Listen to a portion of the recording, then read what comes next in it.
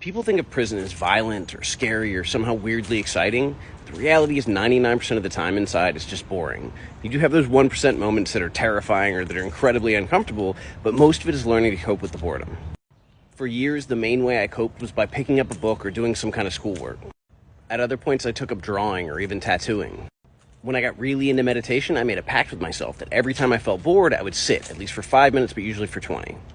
Sometimes, especially when I was bored and I had nothing else to do, I would do push-ups. So every time I felt bored, I would make myself do push-ups over and over and over, and I'd be too exhausted to be bored.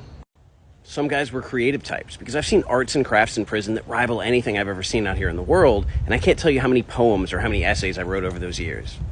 Sometimes I got really depressed and lost motivation and would just watch TV. Watched every single episode of Law & Order, probably more than once. And during those periods, I probably watched more TV in a month than I did the whole rest of my life outside of prison. And probably my most unhealthy coping was when I would eat out of boredom.